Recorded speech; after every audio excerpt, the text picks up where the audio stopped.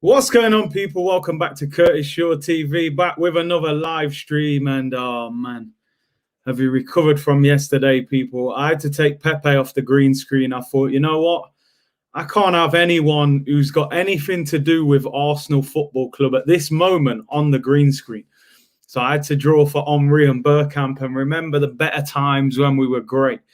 I have calmed down, but you know, I'm just not surprised by anything that Arsenal do anymore. Anyone we lose to or anything that goes wrong does not surprise me. I see a lot of you in the comments saying this is basically the Arteta out show. It's not, you know me, I would have called it the Arteta out show if it was that. Do I think he's the right manager? Remains to be seen. I don't think he is, but I do want to look at the bigger picture as well, rather than just focusing on the manager. It was tough yesterday, really tough. And we're going to break it down, have a look at a few things and, you know, a few other things that are going off. Tottenham won 2-0 today. And obviously Wolves and Leicester are playing as well. Big up everyone in the chat. Hope you're well. Thank you for tuning in. Tough convo coming today in this stream. I'm telling you. Factual convo, though, that we can't hide from. We aren't a big club anymore. Jeez, big up Curtis. Love the background, two legends. Like I said, man, I had to remember the better days when we were actually, you know, a great football team. So Henry and Bergkamp are back on there, man. Me versus Eddie. Yeah, you're better than Eddie, that's for certain. We need Eddie, apparently, people are saying now.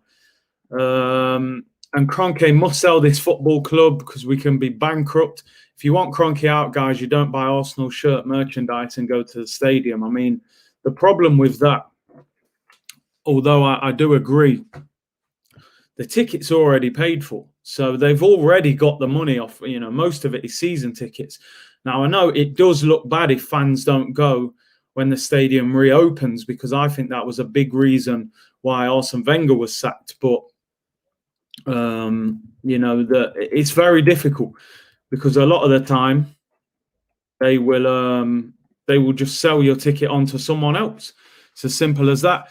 Let's have a look at a few things. Obviously, yesterday, we lost to Aston Villa. That was our 10th defeat in the Premier League this season. And I'm going to go through a few things with you that we can look at and just try and figure out why it's going off. Now, as you can see here, Arsenal have lost their 10th league match of the season in their 23rd game.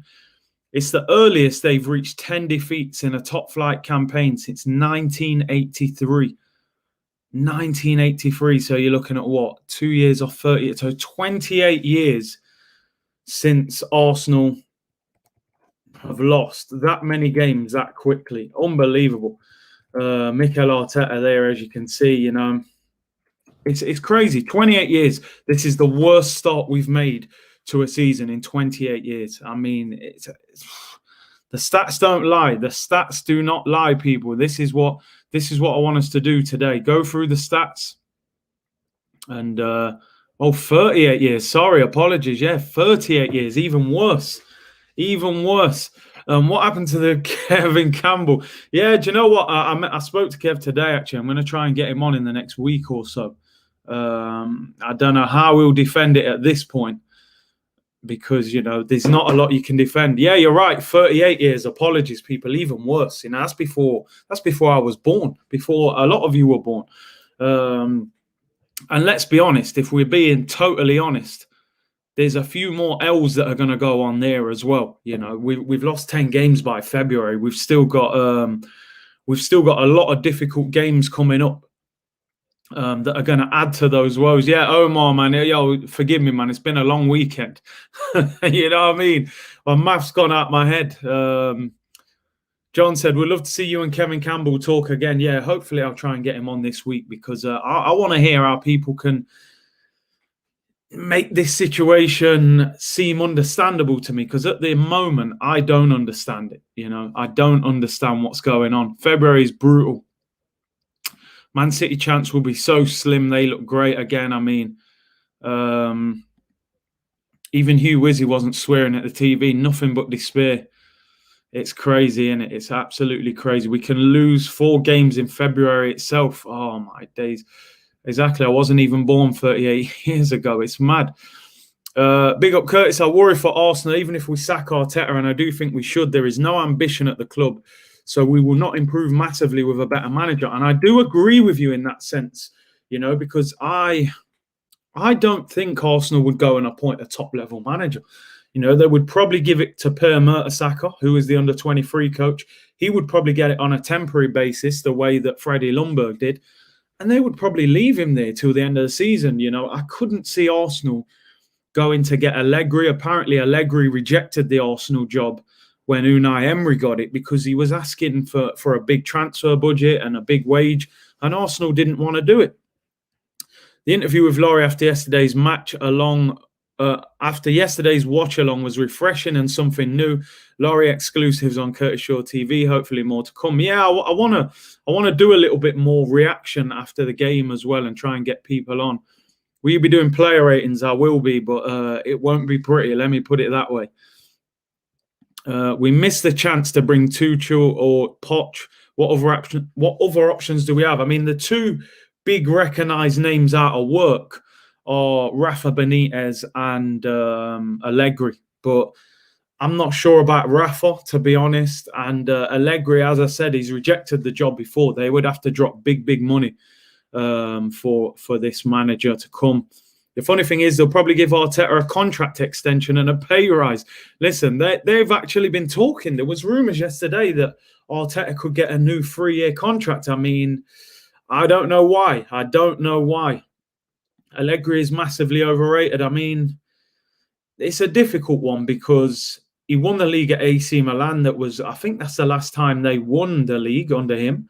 And, he got to 2 Champions League finals. The problem is, how would he adjust to the Premier League? Get Brendan Rodgers at the end of the season. I mean, would Brendan Rodgers leave Leicester to come to Arsenal? They finished above us last year. They'll probably finish above us this year.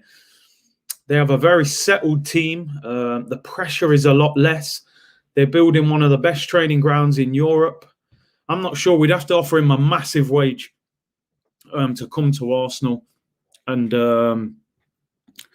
I don't want Allegri or Rafa. Yeah, that's the thing. I mean, you got Sarri. I don't really like Sarri.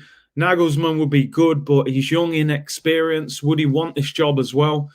Hamal said, Arsenal ruined my birthday yesterday, Curtis, but I didn't let the defeat get to me. Big up, bro. Yeah, listen, I always say to you, man, don't let Arsenal ruin your week or your weekend. New training kit out on Monday. Everything's fine. I'm telling you, man. I'm telling you. You know what Arsenal are like. They'll probably release training kit. 10th in February, 10 defeats, already as much as last season's entire tally out of both competitions, while standing no chance in the Europa League. Arteta needs to go. It's crazy, man. It's crazy. Yeah, buddy says, shout out, man. Big man Curtis, what's up, my general? Good, bro. Listen, I've learned to deal with Arsenal defeats, to be honest. I have. It does hurt, but I try not to let it ruin my day, South London's finest. These players, year in, year out, keep on getting away with it. We can blame Arteta, but where is the players' personal pride, for God's sake? Spineless. And it's true, the players can't get away with it as well, Next week, people, is Valentine's Day. We play Leeds on Valentine's Day. Don't let them ruin your weekend, man. I'm telling you. You know what this football club is like. Can we beat Leeds next week? Let's have a look at this. This is something I want to look at that is interesting as well, in my opinion, right? So these are the players that Arsenal have signed since Mikel Arteta took over as manager. They've put Pablo Mari and Cedric Suarez on there twice because they both came on loan and then signed on permanent deals. You can also add Dani Ceballos was recalled off loan, and they haven't added Martin Odegaard and Matt Ryan, of course, as well. But when you look at this, you've got to think that Unai Emery was sacked because we were struggling. We was having a bad season. And when you look at these signings, you really have to think to yourself, how many of these signings did we really expect to make a big difference to this football club? Now, let's be honest. Cedric Suarez is 28. Southampton were willing to let him leave, right? They said, look, you can have him. He was out of contract in the summer. They didn't offer him a new deal. They were willing to let him go. Is he good enough, really, to be a regular at Arsenal? Now, yesterday he made a horrific error that, you know, was just silly. You know, a simple 5-6 yard pass back to Gabriel. He couldn't make it. And in theory, that ends up costing us a goal. Cedric Suarez was bought in as cover. The problem is he's now starting. We're now actually saying we want him to start at right back. That shows you how bad Hector Bellerin is. So Cedric Suarez. You've then got Willian, which for me, I honestly didn't think Willian would be as bad as he has been. Now, I thought Willian on a free could be a half-decent signing if we'd have given him maybe a 1-year contract. Giving him a 3-year contract at the age of 32, I mean, he turns 33 in August. You know, that deal made no sense. As soon as he would have said, I want a 3-year deal, I would have walked away from the negotiations table. And Arsenal went hook, line and sinker, gave him the deal. He's been so poor since he's come in. It doesn't help when you walk into a team that is disjointed and a manager that is not getting the best out of the attack. But I expected more from him. But again, did we expect Willian to pull up trees at Arsenal? A 32-year-old squad player from Chelsea? Not really. Alex Renarson. I mean, this guy, I would love to know. I mean, his face on the picture says it all, mate. He probably can't even believe that he's a Premier League footballer.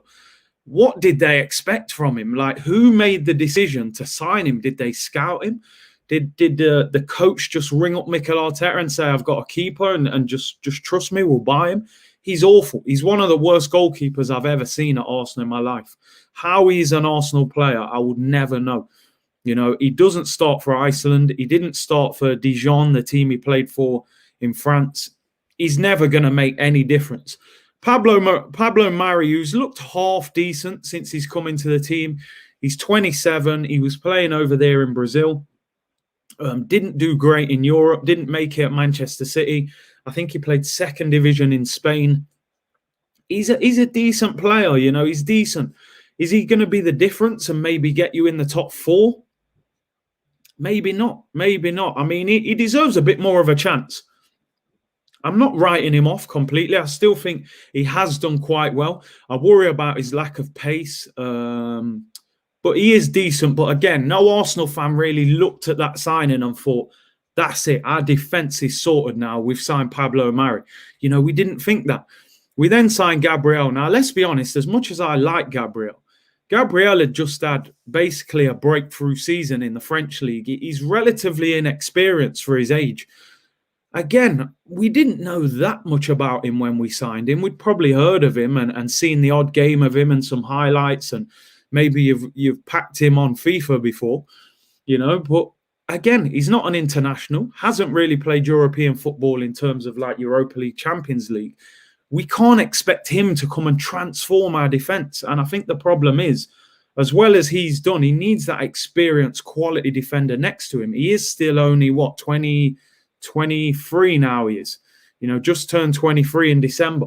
What did we expect him to transform our back four at the age of 23 with not that much game time under his belt?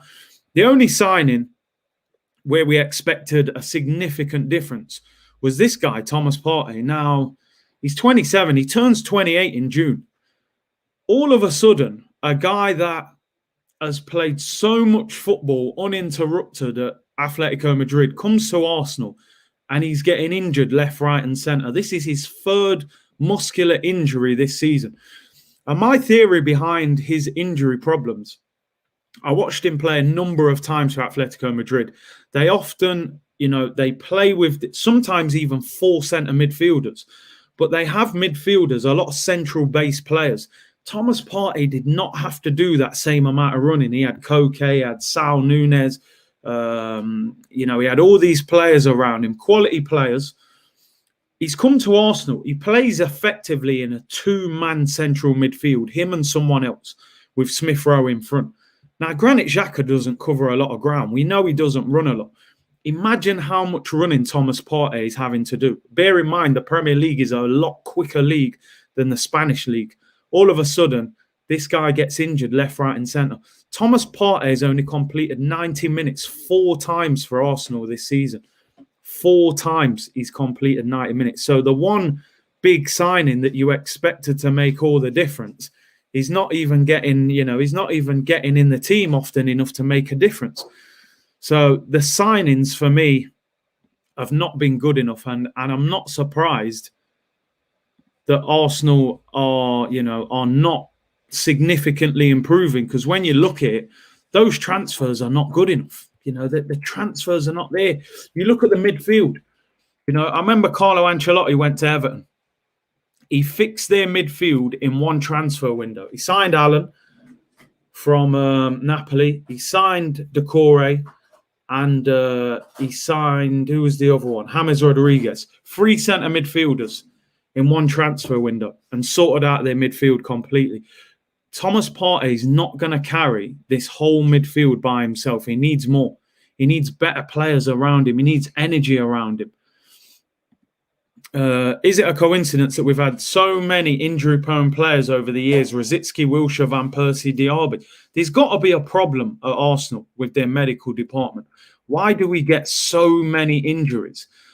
Players can play for years, with no problem, and they come to Arsenal and all of a sudden injuries left, right, and centre. Why does it happen? We don't really know. Curtis, the club has no ambition, not going to sack this fraud. I mean, listen, I think we're stuck with him till next season at least. I don't think they'll make any big decisions until next season. That's the problem. Yeah, Renato, bro, I'm telling you, he couldn't even believe he was at Arsenal himself. How many of them signings did we expect to make a significant difference at Arsenal? Happy 1-year anniversary to Cedric Suarez. I mean, he probably can't believe it. Can you imagine you're at Southampton, you're out of contract in the summer. You're expecting, where am I going to get my next contract from? Where am I going to get another club? Arsenal come in and offer you 4 years, and you're thinking, hang on a minute, I can't even get a new deal at Southampton, let alone Arsenal coming in and giving me 4 years. It makes no sense. Unbelievable. Make sure you hit the likes, people. Subscribe if you haven't already. Cedric has been here a year already. Oh, dear. Let's have a look briefly at yesterday's game. Obviously, yesterday we lost to Aston Villa. But a lot of the talking points was around this picture that I'm about to show you. Apologies if the screen was freezing there. Someone said the screen froze. But this picture here, Lacazette even commented on this himself. How on earth did VAR get away with this? I'm not going to blame the referee. I didn't think the ref was too bad. I just think, what is VAR doing? VAR has been brought in to help referees, and they're now not helping them. And I've said this all along. The problem you've got is these referees are all friends, and the referee is running the VAR. They don't want to embarrass their mate. That's what it is. They know that if that referee makes a decision on the pitch and I'm his friend and I'm in Stockley Park and I overturn it, I make him look stupid. I make him look like you've got a big decision wrong there and I've made you change your mind. And I think a lot of the time they go, I just leave it. I don't want to embarrass him. This for me is a blatant penalty. Emi Martinez tried to say, Lacazette was leaning on him, regardless of whether he's leaning on him or not. You've got a grip of the guy's shirt. I thought you wanted to put the Arsenal shirt back on. You had so much of it. Now, don't get me wrong. I doubt Lacazette is going to win this header in the air and score it, but you never know. He can challenge him at least. Now, I haven't got this same theory that the FA have got this huge agenda against Arsenal. I think effectively, you tend to get more bad decisions when you're struggling. I don't know why, but that's how it goes. If you ask Manchester City now, top of the league, if they hate VAR, they'll probably go, yeah, we've had a few decisions go against us. But I bet they're not that bothered about it because generally they don't rely on decisions of the ref. They deal with the game themselves. Obviously, this is different. We're a struggling team. We need these decisions desperately to go for us. Now, our performance against Aston Villa was terrible, and I don't think we deserve to win the game. But that You can't question that. It doesn't matter what you're looking at in football. That is a blatant penalty. Emi Martinez, penalty, yellow card. We equalise. We're back in the game. Who knows what's going to happen? Maybe we get 3 points out of it. So, listen, I'm not gonna sit here and say, "Oh, we lost to Villa because of VAR." Because, as I said, top clubs don't talk about VAR that much. But when you're struggling, you focus more on those decisions. But that is a blatant penalty. It's a blatant penalty. I'm not even sure whether it went to VAR or not. I'm actually not sure. At this point, the whole VAR thing, it's kind of, I'm looking beyond it at the moment, because I'm kind of like, if we're doing our job, how much does VAR affect us? But when you're struggling, you need them decisions to go your way. And right now it's not. And the red card as well. Obviously Saka was in. He gets fouled. I think it's the distance away from the other defenders and the fact he's still got maybe 40 yards to get to the goal. I think that's why the Saka one was not given as a red card. But again, it should have been looked at least. Hello, Curtis. Thank you for the therapy session. We need to vent. We do, man. Look, I'm not on here ranting and raving. I'm not shouting and swearing. I'm just purely looking at circumstances and facts. Why are we where we are? Why are we struggling so much in this season? I mean, if Leeds beat Crystal Palace, I believe they play tomorrow, we can end up in the bottom half of the table. It's simply not good enough. The one thing we have to all understand, and this is the one thing, I don't mind whether you want Arteta to have more time or whether you don't think he's good enough. That to me is neither here nor there. What my problem is, as a fan base, we have to understand what is currently happening is not acceptable, right? It's not acceptable for Arsenal to be 10th in February, could potentially go down to 11th, bottom half of the table, and out of both domestic trophies. That's not acceptable. If we call ourselves this giant, this big club, you have to draw a line somewhere and say, no, it's gone too far. It's gone too far now. What is going to happen? Now, I believe they will keep Mikel Arteta for next season. I do believe that. So even though I'm saying I don't think Arteta's good enough, but they are going to keep him next season. We have to see a sufficient transfer window from this football club. Now, a lot of people are very excited because they think, because we got rid of Mesut Ozil, because we got rid of Socrates and all these players, that we're going to blow the transfer window out of the water in the summer. Don't expect it, people. Don't expect it. I do not expect Arsenal to go beyond £100 million in transfers this summer. I think we'll probably spend 70, 80 million unless we sell a lot of players and raise a lot of money. Now, we have raised a lot of wages in that January transfer window. I'll give credit to Edu and Arteta for that. I would expect us to have a lot of wages to be able to spend. But do you expect? You have to understand, last season, the pandemic started in March. So from the start of the season till March, we still had fans in the stadium. That's a lot of money and revenue that came in. This season, we are going to have had a whole football season with basically no fans in the stadium. I know we had a little month where we were allowed 2,000 fans in, and that was it. The club have lost millions and millions of pounds due to the pandemic. Do not expect Arsenal to go and smash the transfer window all over the place this summer. Don't expect it. What we need is clever and intelligent recruitment. Look at Liverpool. I always look at Liverpool, not because, we're comparing ourselves to them. I'm just looking at the fact. Sadio Mane, 30 million. Mo Salah, 35 million. Firmino, 30 million. Wijnaldum, 25 million. Fabinho, 35 million. We've got to be smarter with the money. Now, I totally agree. The owner is not good enough. He's not ambitious enough. And he said before, he didn't buy Arsenal to win trophies. He's not the right owner. If we had Abramovich or the Man City owner, I'm sure we'd be challenging for the title. But on the flip side, the recruitment has to improve. It has to improve from Arsenal. We can blame Stan Kroenke for a lot of the problems, but the recruitment is a huge problem. And Mini Bosch, you're spot on. Look at Leicester. James Maddison came from the Championship from Norwich, England international, probably worth 50, 60 million now. Jamie Vardy came from, Fleetwood Town, one of the best strikers in the Premier League. And Didi came for cheap. Sionchu, a player that we looked at and decided to leave. He's been excellent for them. James Justin came from, League One? League One he came from. They're talking about England caps now.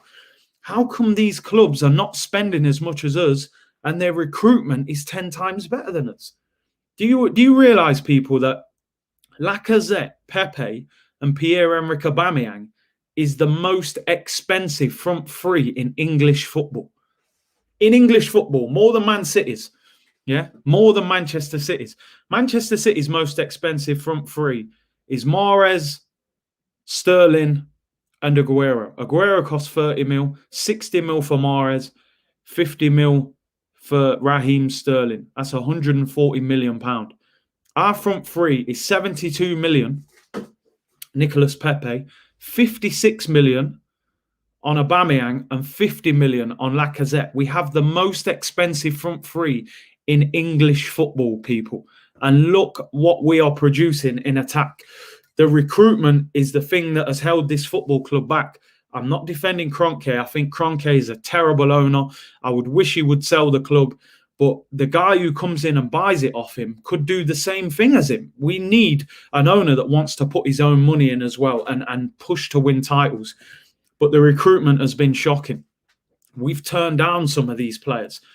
We had a deal agreed for N'Golo Kante and walked away from the deal because we wouldn't pay his agent the agent fee. We let him go to Chelsea. He won the title the next year. We had the buyback clause on Cesc Fabregas. We've got first option to buy him back, 35 million. We said no. He went to Chelsea and won the title. Why was he not signed back? Time after time after time, the recruitment has been wrong. Alexander Lacazette, they bid for him one summer. They inquired about him the next summer. They clearly weren't sure whether to buy him or not. He was then signing for Atletico Madrid, and then they got banned from transfers. And then we went, let's go and buy him then. Let's go and buy him. And it hasn't worked. I've got to be honest, Lacazette. The Lacazette situation has not worked at Arsenal. He's never scored more than 14 goals in a Premier League season. 14 goals. Ollie Watkins yesterday hit double figures already. This is a guy that came out of the Championship last season. The recruitment has been absolutely shocking. Neto, I think Neto, they paid an initial 10 million with 7 million in add-ons. 17 million pound for Pedro Neto, while we paid 72 for Nicolas Pepe. Now, Pepe has improved in recent weeks. He has. But is he anywhere near 72 million pounds? No. Absolutely not. And as you can see here, my focus is not even fully on Mikel Arteta in this show because you've heard me do that over and over again. You know my thoughts on Mikel Arteta. I will come back to that later on in the show. But I'm not ranting about him. I'm looking at the circumstances. What has happened to Pierre-Emerick Aubameyang? What has happened to him? Last season, one of the best players in the Premier League, carried this team on his back. 22 league goals last season. The year before, 23 league goals. Golden Boot winner. Signs a new contract in the summer, over £300,000 a week. And he's just gone downhill. He's gone downhill. You can say there isn't an attacking player in our team, apart from Saka, that has been good for the whole of this season. Not one of them. Not one of them. Aubameyang's had a tough season. Lacazette's had little spells where it's looked right and then he disappears again. Pepe's been good the last month. Before that, he hasn't really done anything.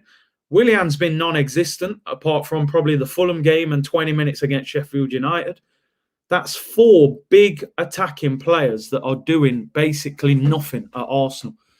Absolutely. And that has to be to do with the system and the style of play. They can't all have just gone down the drain. Aubameyang's been a disgrace. I think the family issue is affecting him. You know, his mind doesn't even look on it. I actually, you know, I was doing the watch along yesterday. Big up everyone who tuned in. And I actually forgot he was on the pitch. Honestly, I saw him come on. I thought, yes, Aubameyang's on. And then I looked in. I thought, at the end of the game, I thought, raw. I haven't seen Aubameyang touch the ball the whole half. Absolutely crazy, man. I do think the family issue is having a big part in his recent form, definitely. And you know, we can't say what effect that's having on him. But how are all of these attacking players struggling? Now, at the moment, everyone's hammering Willian, and I get it. We're all angry with that signing. We're angry with the performances. He's been a shocking signing. But we're getting to a point where we're just scapegoating. You know, he came on for 15 minutes yesterday. Everyone's going, Willian. He shouldn't have come on the pitch. Let's look at the bigger issue. Why did he come on? Everyone's going, Willian, he came on, he didn't really do anything. I watched that game yesterday.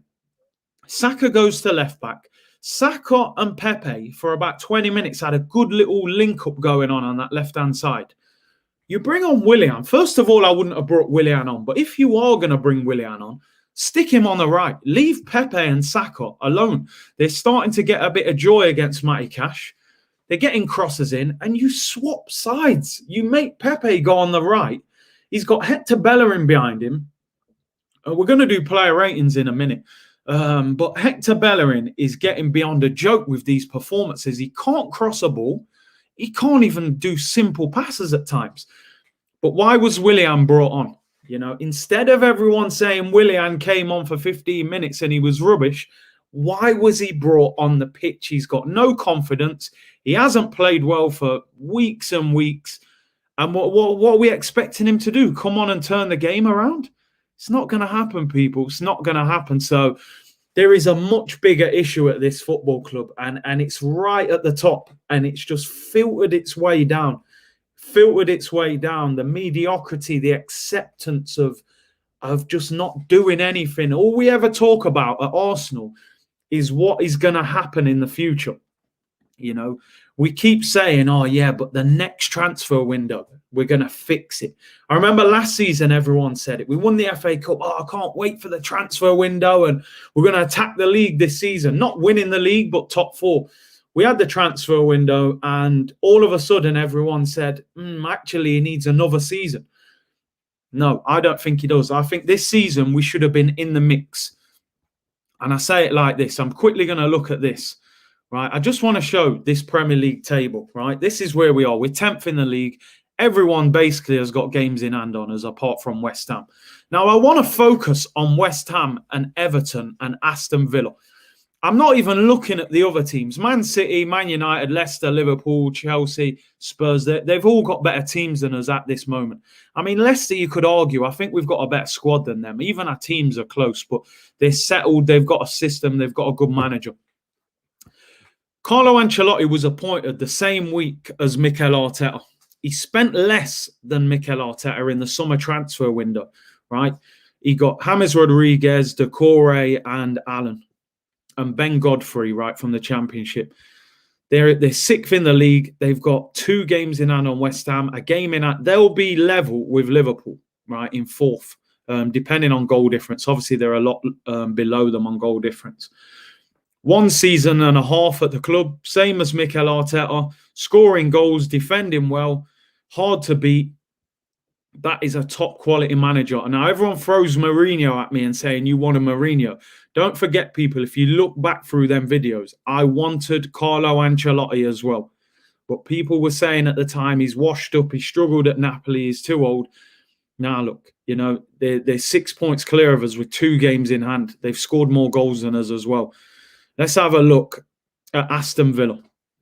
The team that got, 3 points against us yesterday. Bear in mind, they've done the double over us this season. They nearly got relegated last season, Aston Villa.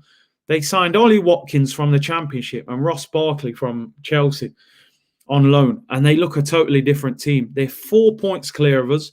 They got 2 games in hand. They've scored 9 goals more than us. They've only conceded 1 more. They've got the best clean sheet record in the Premier League this season, along with Man City. They've got a manager in Dean Smith who managed in League One and places like that. No major superstars, really, apart from maybe Grealish, who's become a superstar. Why are they above us in the league? You know, I keep hearing Arteta hasn't got a good enough team. There's no way on earth that Arsenal shouldn't be up here. 7, 8 points better off. 31 points. 7 points more, which is 2 wins and a draw, and we'd be 6th, you know, close to the top 4 in the mix. But every time we get to a place where it looks like we're going to get somewhere, this happens. You know, 2 wins, then a draw, then 2 defeats. All of a sudden this week, we've blown any chance of getting top 4. You know, even look at this week, right? Aston Villa, I'd say probably a point we should have got. That would have got us to 32. We should have beat Wolves. That would get us to 35. Man United draw was probably justified. So we'd be on the same points as Villa. You know, 5 points off Liverpool. Still in with half a chance. But we've blown it this week. I want to look at West Ham. David Moyes. Would any Arsenal fan have taken David Moyes when Unai Emery left Arsenal Football Club? The answer is no. No Arsenal fan would have taken David Moyes. He flopped at Man United. Everyone said he can't do it at a big club. Nobody rates him really as a manager of a top-level football club. He's got Fabianski in goal, a goalkeeper that Arsenal sold around 7, 8 years ago. He was our second choice. We don't rate him. They've got Craig Dawson at centre-back, who got relegated at centre-back at Watford, you know. They've got Jesse Lingard. When he was linked with Arsenal, no Arsenal fan really wanted Jesse Lingard at Arsenal, you know, playing camp. They've got Mikel Antonio up front, you know, a guy that played non-league football. We've got man like Aubameyang, 56 million up front. You can't tell me that West Ham have got a better team than Arsenal. You just can't. So we can talk about all these big teams, Man United, City, Liverpool, and say our team ain't as good as them. But focus on Villa, Everton, West Ham. Why are West Ham 8 points clear of us? Why have they scored 7 goals more than us? These are the issues that need to be addressed. They're the issues that you can't hide from, I'm afraid, people. They're the ones, you know. Signing players out the Championship. It's about getting the most out of the players you've got.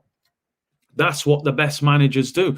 South London's finest. I wanted Rodgers, Poch, and Simeone when Emery got sacked. Yeah, I mean, I would have definitely taken Poch. I would have taken Rodgers. Simeone, I never felt like we could have got him. I would take him, but I think he's already said publicly that when he leaves Atletico Madrid, he wants to manage Inter Milan. So it'd be very difficult to get Simeone. But Poch and Brendan Rodgers, I mean, I rate Brendan Rodgers highly, man. Let's hit the like button. I mean, over 900 of you in here, people. Not even 200 likes yet. Hit the like button if you can. Does help the video. Subscribe to the channel if you haven't already as well.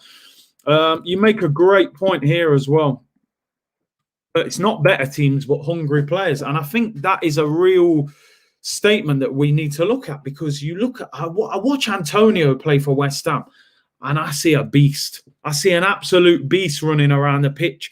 You know, Declan Rice in midfield, yapping man. And, you know, I saw Tyrone Mings yesterday. What a defensive display he put in against Arsenal, you know, just physical and aggressive and just no nonsense. We haven't got enough of that. I still believe this Arsenal team is too nice to play against, too easy to play against. So you're spot on there, Michael. Not better teams, but hungrier teams. Just joined. You think Arteta should go? I don't think that Arteta is the right man to take us back to greatness, right? I don't. I've also got the understanding that I don't believe Arsenal will sack him.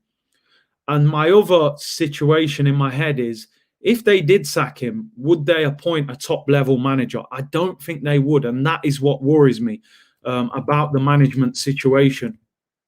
I don't trust the board. That's why I'm trying to focus on this show. I didn't want to call this an Arteta out show or anything. I've done that before, and I don't think at the moment it's helpful. I don't believe he is the right manager. You know, I am supporting him, believe it or not. If you watch the watch-alongs, you see the passion and emotion. During that 90 minutes, I want us to win, you know, desperately. But after the game, it's the same as me going on here as when fans used to go down the pub, have a pint and go, oh, he's rubbish, he's brilliant, the manager's not good enough. It's the same thing. There's no agenda. I hope he achieves things, but at the moment, I'm not seeing it. We can't ignore the fact that in 38 years, this is the worst start to a season at this point till February that we've had in 38 years. That can't be ignored. Would he have survived at any other top 6 club or big 6 club? Big up the opinionator Guna for the super chat. He said, Arsenal is one of the hardest jobs in the world to take over, and we gave it to Arteta. It was suicidal. Also remember how Monkey was available. He was the guy who I think Emery wanted for the recruitment. This is great monologue. Thank you. Listen, get your opinions in. I want to know your thoughts and opinions. Do you think the manager's good enough? Would you want him gone? Do you think he needs more time? Who would you like to bring in?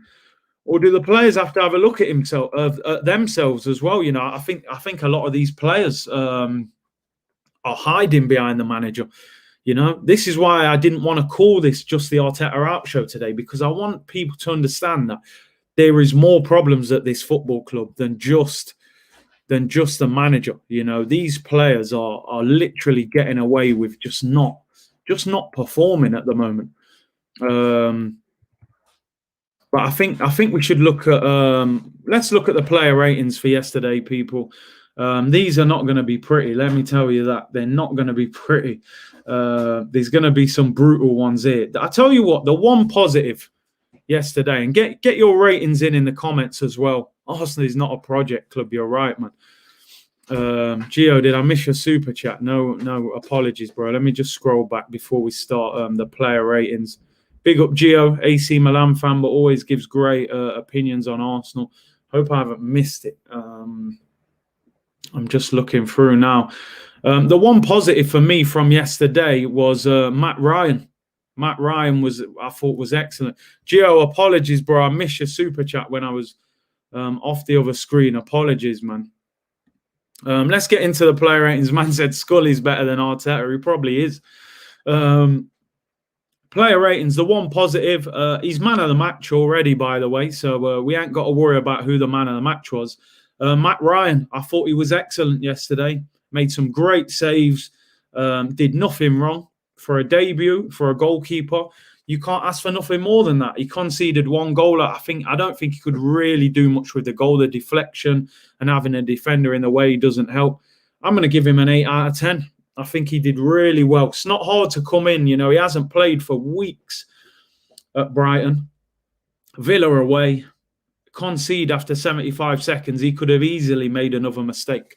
I'm going to give him an 8. I think he was really good. And I liked his attitude. I liked he was positive. You know, he was organising. I give him an 8 out of 10. Big up Matt Ryan. Boyhood Arsenal fan, you know, he probably understands what it means to play for this football club. Some of you saying 8, 7.5, generally 7 and 8, but I'm going to be positive for him because he was man of the match for me. I'm going to give him an 8. I thought he was really good. Came out and took crosses as well, which you're right. Something Leno still doesn't do that well. But Leno, you know, up until he slapped the ball, thought we was playing volleyball. You know, so Matt Ryan gets an 8. Hector Bellerin. I don't know what to say about this guy. Honestly, I don't know what to say about this guy. I've got to the point where I don't understand what he does well. I don't understand what he does well anymore. He used to get away with the thing that, he's an athlete. He's a great athlete, which he was. He had pace galore. He could get up and down. He's been at the football club for 7 years? He still can't cross the ball. Like, this is where I put down questions on coaching and things like that. Why can Hector Bellerin not cross a football with power?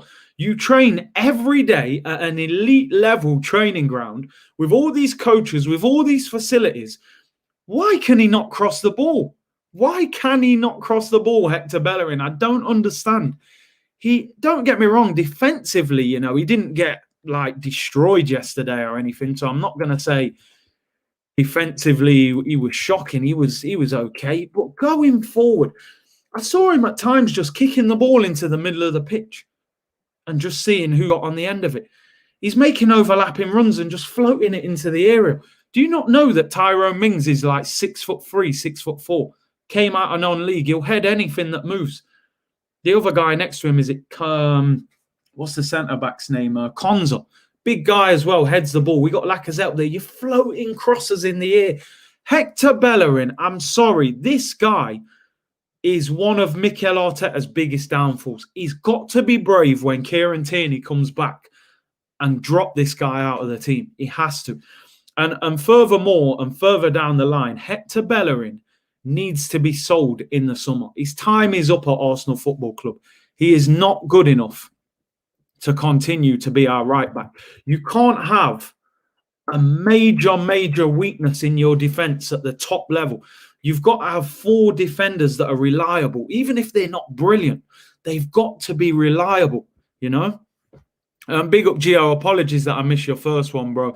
He said, it's all good, Curtis. The question was, do you think Arsenal fans would go with buying unknown players with higher potential?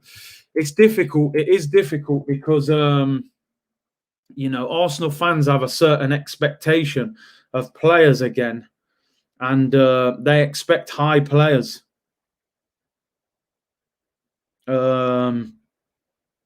From big clubs. They like high-profile signings, unfortunately, but maybe we're going to have to go down that route, you know, of bringing in players who aren't as good or as high-profile, should we say. I'll give Hector Bellerin I'm giving him a 4. Defensively, it wasn't that bad, to be honest, but going forward, it's beyond embarrassing at this stage. I'm being kind by giving him a 4.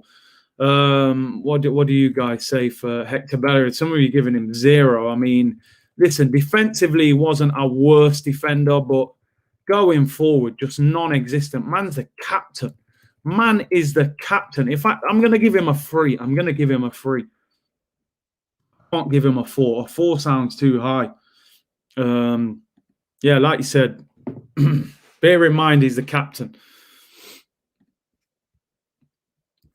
So we give Hector Bellerin a 3. I said that's generous. Just buy a player that suits the manager's style. Yeah, that's it, man. He doesn't even suit the way Mikel Arteta wants to play.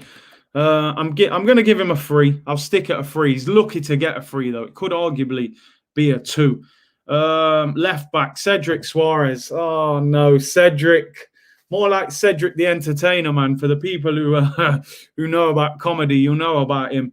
The guy can't play a simple 5-yard pass.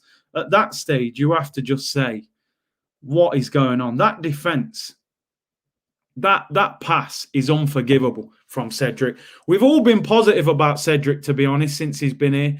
Yesterday, I looked at him and I thought, not just because of that mistake, but in general, I looked at him and I thought, now I can see why Southampton didn't offer you a new contract, you know. Now I can see why Raul Sanelli was getting investigated for these kind of deals. This deal's got brown envelopes written all over it. Brown envelopes written all over it. Southampton, 28 years of age, he's probably sitting there with his agent and going, where's my next contract coming from? You know, what club am I going to end up signing for? Southampton have said that, nah, mate, we'll let you go. You know, we don't want you. And Arsenal come along, like Santa Claus, and go, here, mate, here's a 4-year deal. See out your career at Arsenal. We'll keep you for the next 4 years. People were calling him Cedric Lahm before the game yesterday. And by the end of the game, we were calling him Cedric Lichtsteiner, like Ashton says here. Cedric Lichtsteiner, mate. We went from Lee Dixon to Sagna. I mean, you're forgetting Lauren as well. What a right back he was. Cedric, Lauren, Sagna. Now it's Bellerin and Cedric, mate. We need right backs. I'm giving Cedric a 1. He gets a 1 for being on the pitch. He got dragged off. He was awful. Cedric is represented by Kia Jarapchin. There you go. Laws, can you bring my charger down, please? Kia Jarapchin FC. Awful player. And squad fodder, as I called Pablo Mari last time. He's the same thing. Yeah, Lauren was way better than him. Let's go to centre-backs. Robbie Bolden. Apologies, people. I had to get the charger again. Bring that charger, man. You know me too well now, people, man. The charger has to come. Preparation, man. I need to prepare better. Rob Holding, mate. Just giving him a new 4-year contract. I said to someone yesterday, somebody who I often talk about players, and we were talking about Rob Holding. I said, Rob Holding has been at Arsenal since 2016. He's been here. This is his 5th year at Arsenal. He plays for a high-profile club. He's English. He's a centre-back, a position that England don't have great quality, and he's never had an England call-up. Why do you think that is? Why do you think that is? Even Callum Chambers has got an England cap. Michael Keane, Phil Jones, Chris Smalling, Tyrone Mings, Connor Cody. Most English centre-backs at decent level clubs have had international caps. Why has Rob Holding not had an international cap? Because he's not good enough. He's not good enough. I said when he got the contract, if he's 4th choice, something like that, yeah. But if he's starting on a regular basis, he's not good enough. When people start moving their feet, mate, this guy can't move. Bob Boldin, 2. Man said Bob Boldin, 2. I'll give him a... Yeah, he's getting a low rating. I'll give him a 3. I'll give him a 3. What can I would love to ask him a question. When Traore goes to cross that ball yesterday, why are you not tighter to Ollie Watkins? He's this striker. He's 6 yards away from you. Why are you not closer to him? It's like he's trying to block the goal. Why don't you get a yard or 2 yards away from him and try and stop that shot from even happening? Why is he just allowing him to cross the ball like that? I don't understand. Rob Holding, for me, is not good enough. Not good enough at all to be a regular in the Arsenal team. And it's disappointing that he's a regular. Big up the opinionated Gooner. He said, what annoyed me is that someone like John Terry, ironically, would have been brave, slid in and closed Watkins down. Turning his back was disgraceful. And ironically, John Terry's their assistant manager of Villa. Big up John with the super chat. He said, Rob Holding, the Bolton Stepanovs. Oh, my God. Rob Holding, not good enough. Not good enough. 3 out of 10. Poor defending. Gabriel. I thought Gabriel did okay yesterday. He was probably our best defender. Looked a bit shaky at the start, but kind of found himself after that. I don't think he played great. I think we need to look at a different central defensive partnership. I've said for a while, I'd like to see Gabriel and Pablo Mari at centre-back. I know they're both left-footed and people are not sure whether 2 left-footers can play together, but I would try it. What would you give Gabriel? Majority of you were giving him a 5 or 6. I thought he was okay yesterday. I mean, he didn't cost us a goal or anything. I'll probably give Gabriel a 6. I don't think he did anything wrong, really. The goal, it was a poor pass from Cedric. I know he got done for pace quite easily, which wasn't great to see. But, yeah, I'll give Gabriel a 6. I thought he was okay. Let's go into the midfield. Both centre midfielders got booked yesterday. We'll start with Granit Xhaka. He had a good free kick that was saved. I don't think he affected the game enough. I don't think we stopped McGinn and Barkley and Grealish. I don't know. I think he was average. It felt like the old Xhaka yesterday. He played a couple of nice forward passes, I'll be honest, but him and Thomas Partey didn't get a grip of the game yesterday, really. I'll probably give Xhaka a 5 yesterday. I don't think he's good enough to play for Arsenal. I really don't. Again, he's another player that can get away with it. He can have 5 good games and all of a sudden we accept the fact that he's been here for years underperforming. I don't think Xhaka was terrible, but gave the ball away needlessly a few times yesterday. And I just don't rate him very highly. I'm gonna go for 4. I'm gonna go for a 4. I thought he was average. He got booked, and he's booking as well. He just like rugby tackled the guy. He had a great game. 4. Man is saying a 4 is a great game for him. Granit Xhaka gets a 4. Let's go for Thomas Partey. Thomas Partey, the guy who never really got injured when he was in Spain, and he comes to Arsenal, and in 6 months he gets 3 injuries in a row. You know, he's done an interview, ironically, right, today, where he's talking about something to do with noodles, right? I just want to quickly look at this because it just sums him up. Thomas Partey, I'm going to show you this because I just thought this was hilarious, right? Sums up Arsenal too much right now. Thomas Partey, right, on his love for Indomie noodles, the food that took all of my money. All the flavors are good. Maybe I can be an ambassador for Indomie, then I can get it for free. Brethren, you can't be living off noodles. You're in England now. You got to get the jollof rice back, fam, or you need to eat some proper food. Noodles ain't going to make that strength in you, bruv. You know what I mean? No wonder you're getting injuries left, right, and centre talking about noodles, fam. Yo, come off that noodle diet, fam. Oh, my days. Man's on Indomie noodles, fam. Yo, you need to eat some hard food, brethren. That's why you're breaking down every minute. Jesus. Big up Jogbinho with a super chat. Thank you very much, bro.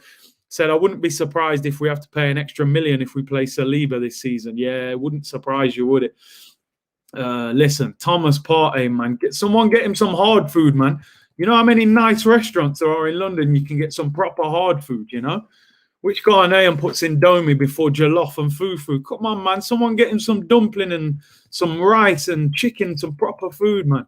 About Indomie noodles, bro. No wonder you're breaking down every minute, living this student life noodle diet. Man's got again. Man said the man's got noodle legs, fam. I'm telling you.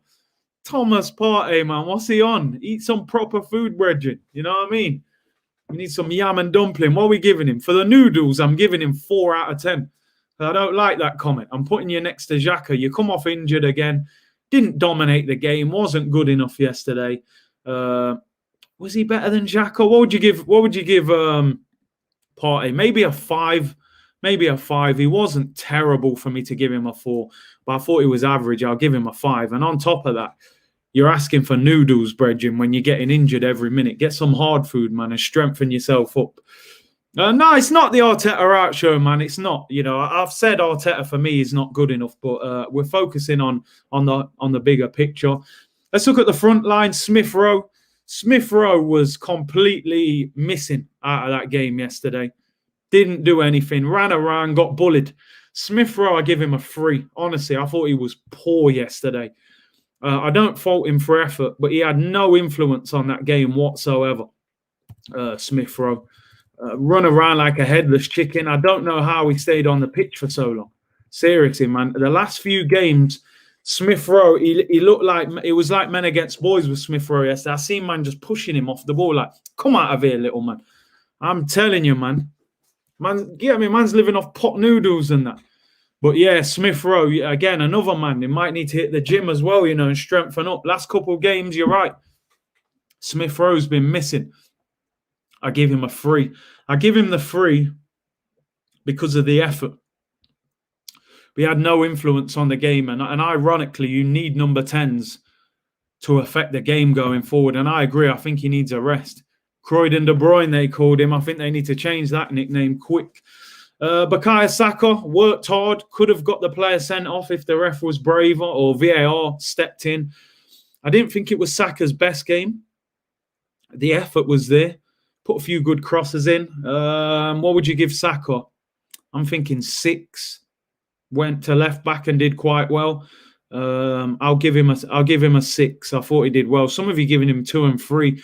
Thought he struggled going forward, but if you notice, they fouled him. A lot of times they just fouled him. I seen Grealish push him over, but he went to left back and still looked solid as well, man. I'm still going to give him a 6. I'm going to be honest. I still think he was okay without being spectacular. I don't think he was like some of you giving him 2s and that. He wasn't poor. He wasn't giving the ball away. Just wasn't exciting. I'll give him a 6. And he was. They worked him out well, though, Aston Villa. They understood. Nicolas Pepe.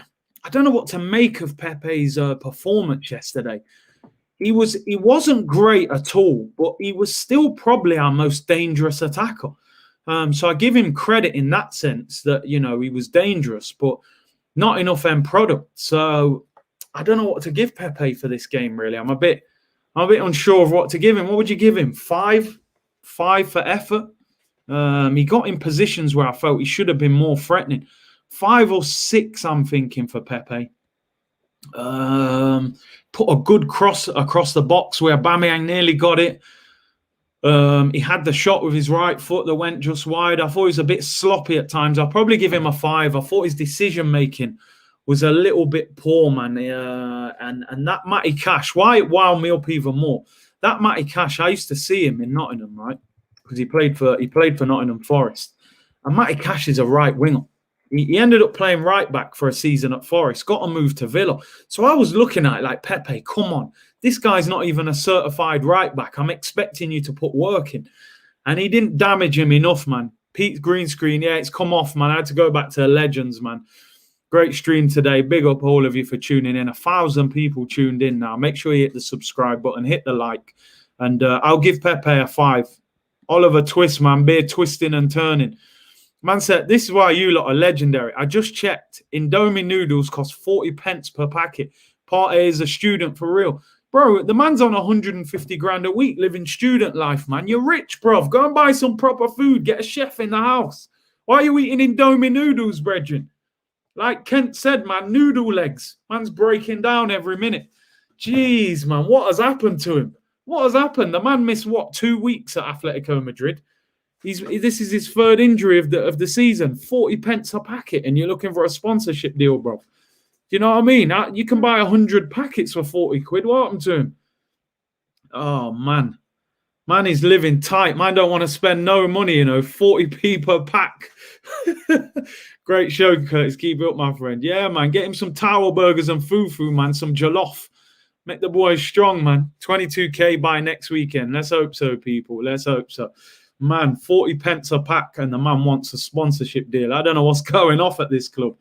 Let's finish with Lacazette.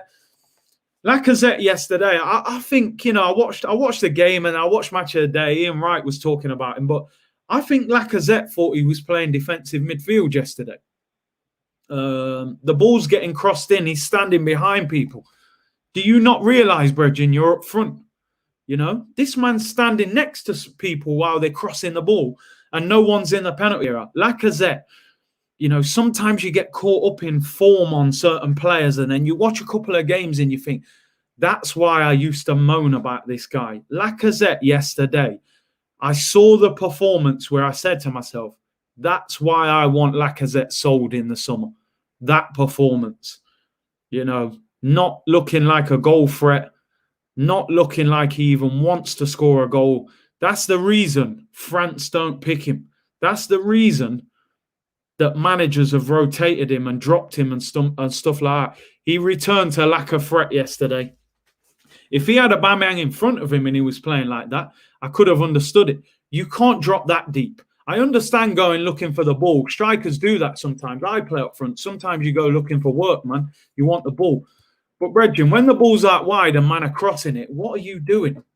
We put so many crosses in yesterday. Half the time, this guy's not even in the penalty area. I won't question his work rate. His work rate's never in question. I didn't see him have a shot. I didn't see him threaten the goal. Ultimately, you're a striker. You're on there to affect their defence. I'm giving him a 3 out of 10 simply for the work rate. And he's lucky to get that because for me, when the striker's not taking up the correct position, you're hurting the rest of the team. Man said he played at right back. It's mad. It's all mad, fam. I'm telling you. Aubameyang came on. Do you know what? I might as well give Aubameyang a 0 because I didn't even know he was on the pitch. What's the point you even coming on the pitch? I don't want to be too hard on him because he's got a lot of problems at the moment. But ultimately, we can only judge you off what we see on the football pitch. You came back, so we're assuming that things have calmed down in your home life for you to play. I thought Aubameyang was absolutely non-existent yesterday. I'm giving him a 1. He did absolutely nothing when he came on. And I love Aubameyang as a player. He's one of my favourite Arsenal players, but he was useless yesterday. Absolutely useless. Big up Leo Messi, surfing in sneakers. Thank you for the super chat. Said, why isn't Martinelli playing? It's ridiculous. Big up C, love the channel. It's the question we're all asking. Why did he not come on yesterday?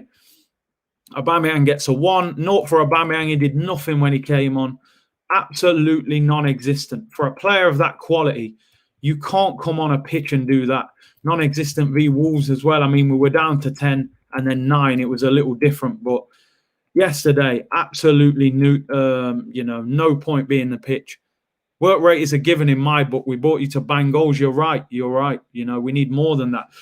So he gets a 1. Martin Odegaard had a half-decent chance. Should have hit the target for me. He looked quite tidy on the ball. I was calling for him to come on at half-time. I think Smith Rowe should have got dragged at half-time. He did nothing in the first half. Odegaard had a few nice touches. If he would have scored that chance, man, we could have been having a different show today. Puts it over the bar. He was bright. Wasn't great, but looked tidy. What do I give him? Did he affect the game enough? I'll give him a 5. I can't give him much more than that because he didn't do much really good. Somebody give him 7, 4, 6. I'm going to give him a 5. 330 likes. Smash the likes, people. Can we get to 500 before we get out of there? He's class and calm on the ball. He does look good. And I, for one, would be starting him next week against Leeds. And then Willian, finally, everyone's favourite Arsenal player. Willian came on, gave the ball away, didn't do anything. Shouldn't have been on the pitch. He's out of form, out of confidence. And it should have been Martinelli who came on. I don't understand why Martinelli didn't come on the pitch. People are putting zeros, -10. He did nothing. He gets a 1 just simply for coming on the pitch. What is going off with this guy? May I remind you, people, last season at Chelsea, 9 goals, 7 assists in the league, 16 goal contribution. He hasn't scored 1 goal for Arsenal since joining. 120 grand a week, 3-year deal, £100,000 in bonuses. When he plays, he gets over £200,000 a week. What a nightmare of a deal that is. Why did he come on the pitch? Why did Martinelli not come on the pitch when we needed pace, we needed hard work? Shocking. Mikel Arteta, he gets a low rating as well. He picked the right team. He couldn't have done much different with the team. Why did he not make a change at half-time? 1-0 down, not playing well. You've got options on the bench. Doesn't make the change. Brings Aubameyang on in the 60th minute. Aubameyang not playing well is not his fault. Odegaard, he waits till the 65th. Brings Willian on with 16 minutes to go instead of Gabriel Martinelli. I give Arteta a 3 for picking the right team. His subs were poor. And then his press conference after the game, he said, we dominated the game. I think Mikel Arteta is confusing possession for dominance. Aston Villa are not a possession team. They don't mind you having the ball. Because you've got a lot of the ball and put a lot of crosses in does not mean you dominated a game of football. And I think Mikel Arteta needs to understand what dominance is. Dominance is not possession when you're playing against a team that doesn't mind not having the ball. There we go, people. I think Arteta got away with that. I didn't really go in too much on Arteta there. He's all right. So listen, show's gone on longer than expected. I'm going to let you get out of here, people. I will be back around 4 o'clock. I will be doing Liverpool against Manchester City. I need to watch some other football just to put Arsenal out of my mind. Hit the subscribe button if you haven't already. Hit the like button on the way out. Can we go past 500 likes? This was the Arsenal therapy session today to get us through yet another defeat.